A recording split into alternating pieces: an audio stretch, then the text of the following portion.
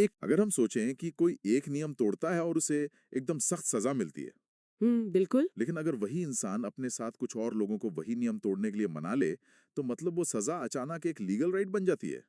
अजीब है ना? हाँ, बहुत अजीब है और यही विरोधाभास आज की हमारी इस गहन चर्चा का मेन फोकस है। तो आज हम 1985 के 52वें संविधान संशोधन यानी दल बदल विरोधी कानून के स्रोतों का विश्लेषण कर रहे हैं। सही कहा।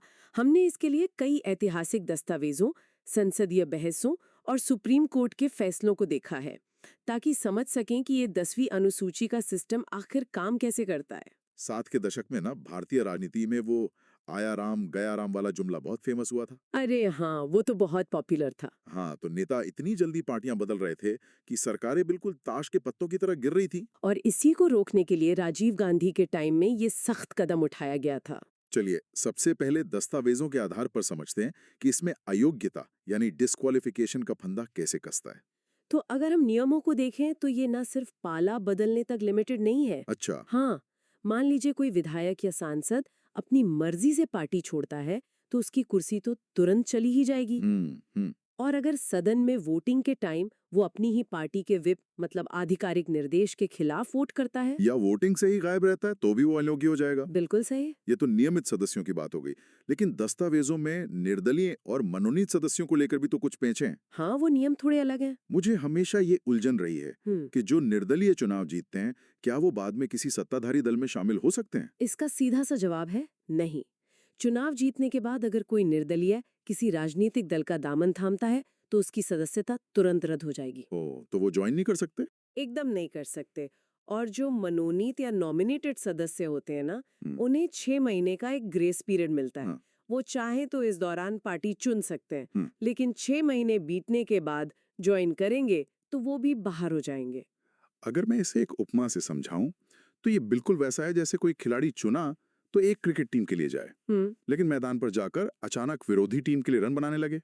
जाहिर है उसे खेल से बाहर कर दिया जाएगा। हाँ, क्रिकेट वाली तुलना काफी दिलचस्प है, लेकिन राजनीति के मैदान में अंपायर के नियम थोड़े अलग और फ्लेक्सिबल होते हैं। वो कैसे? इन्हीं सख्त नियमों के बीच एक बहुत बड़ा अपवाद है विलय यानी मर्जर का नियम। अच्छा, वही जिसके सहारे राजनेता आज भी पद गवाए बिना पाला बदल लेते हैं। बिल्कुल। एक मिनट, मुझे यहाँ एक बात खटक रही है। क्या बात?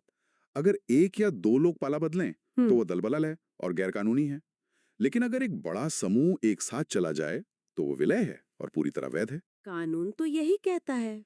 क्या ये सिर्फ थोक में पाला बदलने को सही ठहराने का एक तरीका नहीं है? मतलब खुदरा में जुर्म है लेकिन थोक में व्यापार। ये काफी वैलिड सवाल है और इसका जवाब 2003 के 91वें संशोधन के पीछे की कहानी में छिपा है। वो क्या कहानी है? मूल रूप से 1985 के कानून में ये था कि अगर किसी पार्टी के 1/3 सदस्य अलग होते हैं तो उसे स्प्लिट मानकर कानूनी वैधता दे दी जाती थी। एक तिहाई तो बहुत कम होता है छोटी पार्टियों के लिए। वही तो, 6 विधायकों वाली पार्टी में सिर्फ 2 को तोड़ना होता था। अरे हाँ। इसीलिए 2003 में नियम को कड़ा करके इसे 2/3 कर दिया गया। अब समझ आ रहा है कि आजकल टीवी पर ये रिजॉर्ट पॉलिटिक्स की खबरें इतनी क्यों आती हैं। सही पकड़े हैं, सारा खेल उसी 2/3 के जादुई आंकड़े को एक साथ सुरक्षित रखने का होता है। हम्म।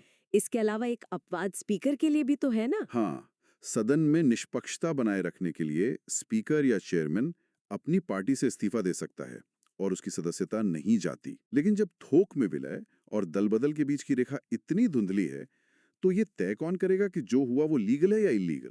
शुरुआत में दस्तावेजों के हिसाब से पीठासीन अधिकारी यानी स्पीकर का फैसला ही अंतिम था। उसे चुनौती नहीं दी जा सकती थी? बिल्कुल नहीं।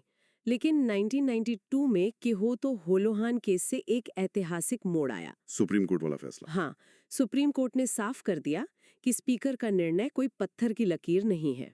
तो इसका सीधा मतलब ये हुआ कि अगर स्पीकर के फैसले में कोई दुर्भावना या पक्षपात दिखता है तो नेता सीधे सुप्रीम कोर्ट का दरवाजा खटखटा सकते हैं। एकदम सही। यही न्यायिक समीक्षा या जुडिशियल रिव्यू का असली असर है। हम्म। अब नेता सीधे अदालत जाकर स्पीकर के फैसले पर स्टे लगवा सकते हैं।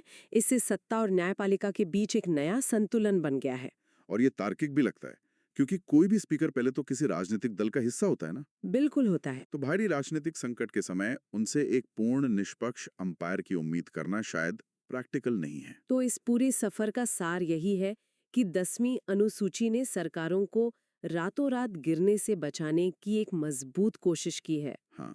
और अदालतों ने समय समय पर इसके लूप होल्स या कमियों को संतुलित करने का काम किया है। इस गहन चर्चा को खत्म करने से पहले इन तमाम दस्तावेजों से परे एक बहुत ही गहरा सवाल जहन में आता है। हाँ, बताइए। अगर इस कानून के तहत किसी जनप्रतिनिधि को अयोग्य होने के डर से हर हाल में अपनी पार्टी के व्हिप का ही पालन करना है, तो क्या ये कानून अनजाने में उस नेता की व्यक्तिगत सोच, उसकी अंतरात्मा और सबसे जरूरी उसके अपने मतदाताओं की स्वतंत्र आवाज को हमेशा के लिए कुचल नहीं देता? ये तो बहुत सोचने वाली बात है। या स्थिरता की कीमत एक जनप्रतिनिधि की आजादी छीन कर चुकाई जा रही है? ये एक ऐसा सवाल है जिस पर हम सबको गहराई से सोचना चाहिए।